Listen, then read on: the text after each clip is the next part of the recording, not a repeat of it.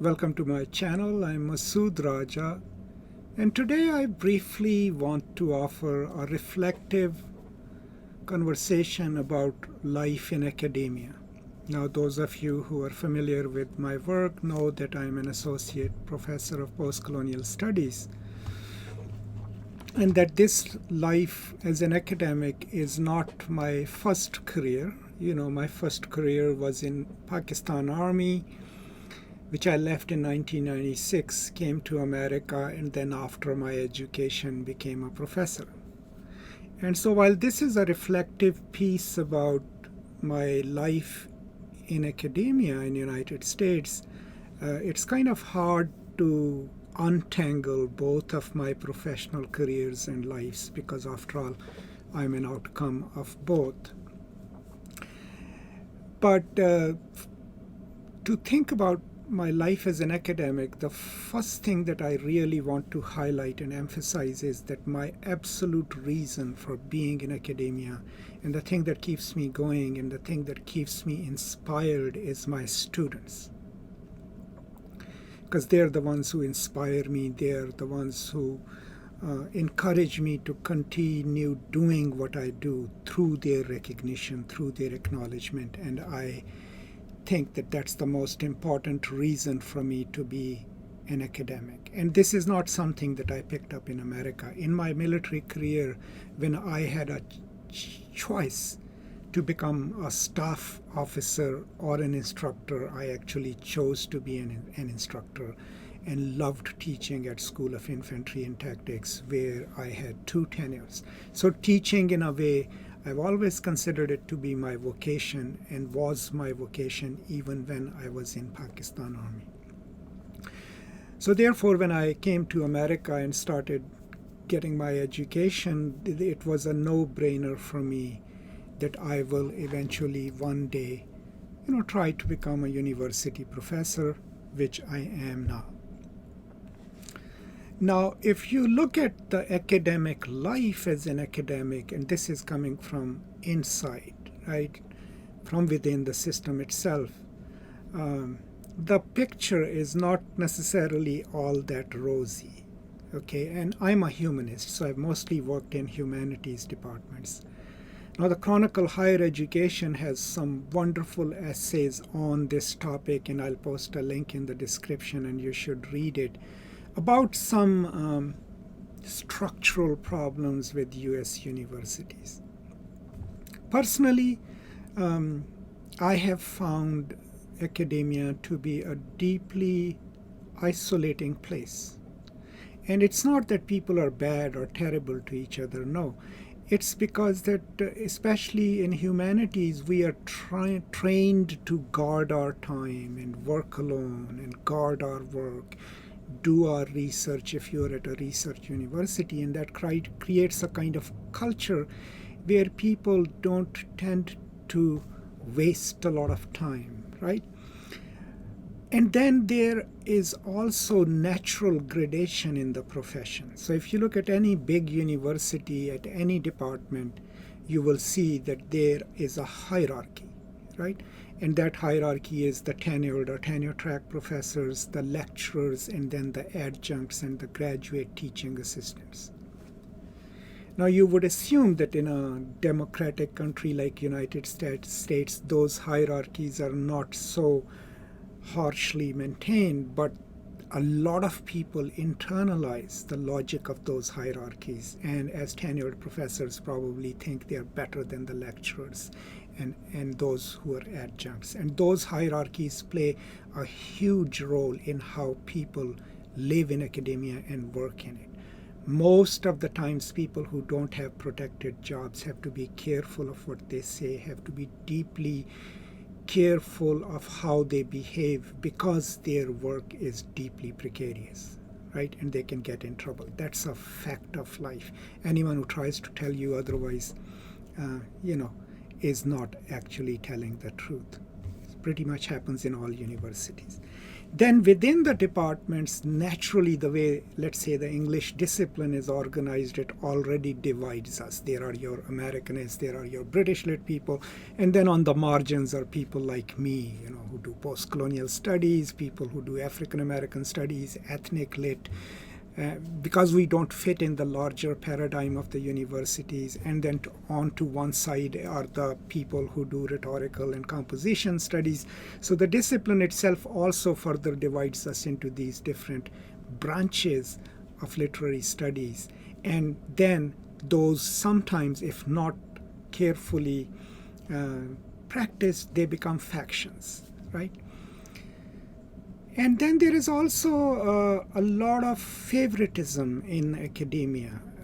Chances are, if you're vocal, if you ask a lot of questions of procedure, of equity and justice, if you are in a really enlightened department, maybe people would hear you out and try to address the wrongs. But in most cases, you will suffer the silent treatment. Okay, people would actually isolate you, gaslight you, or try to convince you that there is nothing wrong with the system in which you are working, that you yourself are being oversensitive. All of these things happen in academia, which is kind of tragic because we are the ones who try to convince the world that we matter and we can change the world.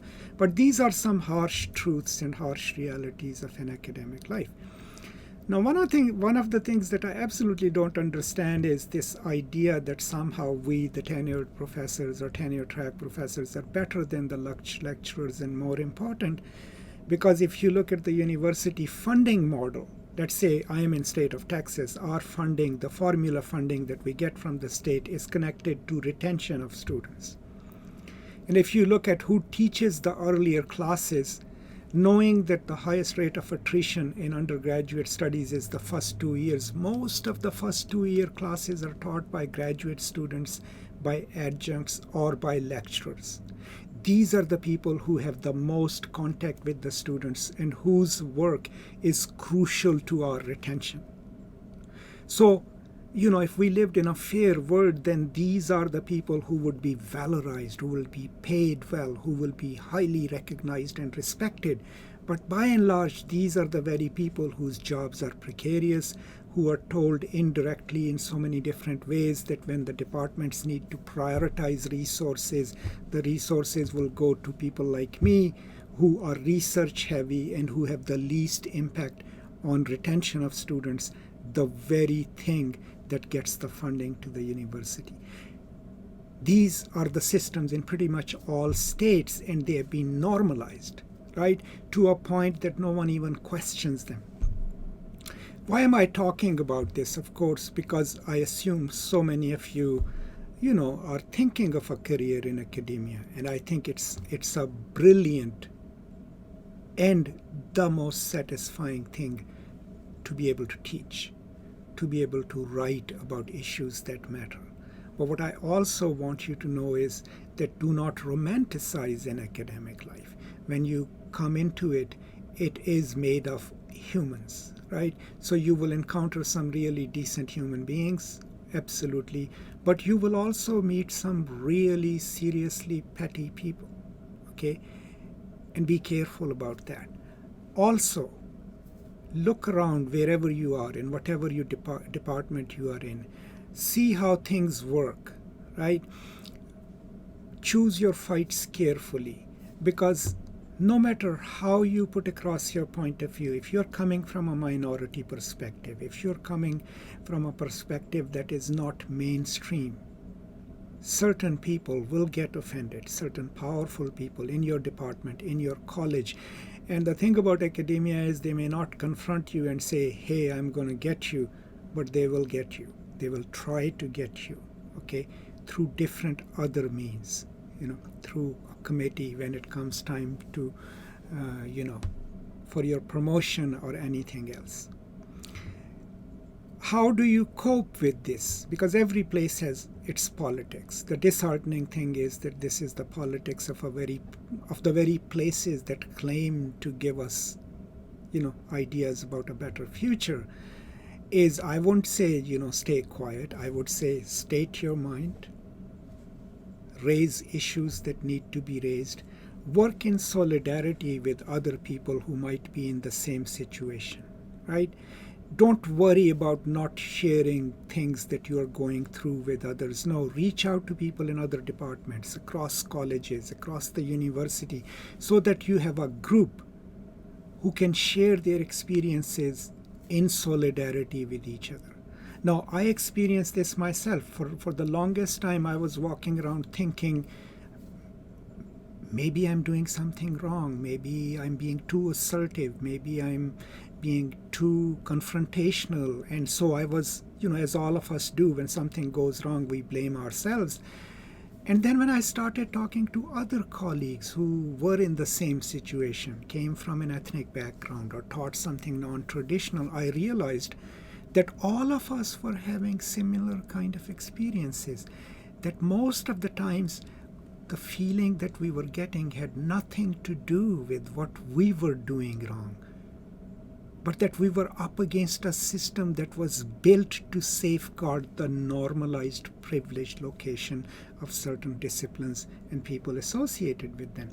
And that's when I realized, oh, okay, I might have made some mistakes. After all, I am human, but part of what is happening to me is structural, right?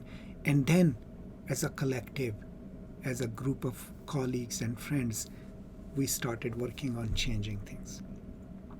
So, not to belabor a point, but being a professor, being a teacher and a scholar of humanities is a wonderful thing. It allows you to do the kind of work that can actually impact people's consciousness and mind. But academia itself is a deeply isolating place. It can sometimes be a dividing place. It has its built-in hierarchies, unjust hierarchies. And you will absolutely run into people who would isolate you. If they're insecure, they will try to withhold acknowledgement, right? If they are powerful and insecure, they will try to isolate you. They will try to reduce or cut you down to size. What gets you through that is your students, okay? If you focus on your students, and think of their betterment and offer them your best, I can promise you that they will give you strength and recognition back 1,000 times. Then as a professor, if you're teaching kindness, be kind. If you're teaching generosity, be generous. If you're teaching your students to be just and honorable, be just and honorable. Become an example, right? If you're teaching them to be egalitarian, make sure that you yourself are egalitarian, right? All of the things that you want to teach your students, practice those. And you will see that your experience of being in academia would then transform into an amazing experience. Do not fight to get recognition. Do not even dwell a single moment on the thing that's, despite your work, certain people are not acknowledging it. They are not going to do that. And if you dwell too much on it, you'll only hurt yourself. Also, find ways of reaching out to audiences outside of academia, right? Help people from wherever the world they reach you out. Have an internet presence, have a blog, have a website, have a YouTube channel. And you will see that while you're isolated at your own location, or feel isolated at your own location, these people whom you don't even know, through a comment, through a question, through a webinar, will make you realize that you matter, right? Will give you the gift of self, as Bakhtin would say it, the gift of recognition, and focus on that. I had a wonderful colleague about 10 years ago. He advised me to do that. He said, don't just dwell on where you are. Create your own sphere of solidarity, sphere of love outside of academia, so that when the academic life gets to you, when the little petty things start getting to you, you already have this wider audience of people, friends, well-wishers who will reach out to you and help you sustain yourself through hard times. So these are some of the thoughts I have on academia. Now, this is not particular to one department or where I work. My views are generally experiential, based in my experience in different departments. But by and large, wherever you go, you will meet some good people, you will have some great experiences, and you will run into trouble with the administration, with your departmental administrators, or with senior colleagues, who think about things differently.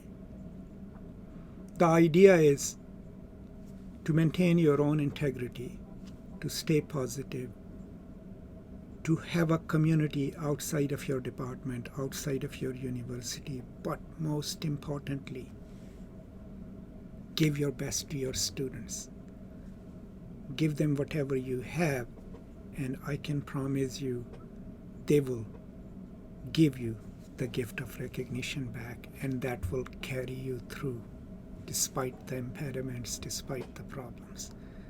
And at the end of the day, teaching is the best of all vocations. And anyone who does that in this time, right, is a privileged person and should be proud of it and should thrive in it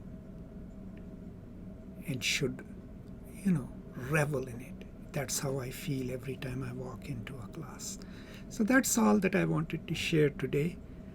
I hope it is of some use to you. Thank you so much for your time. Thank you so much for your support. It really makes me strong, and I hope you're staying safe. I will see you now next time, and until then, as always, my message to you is peace and love.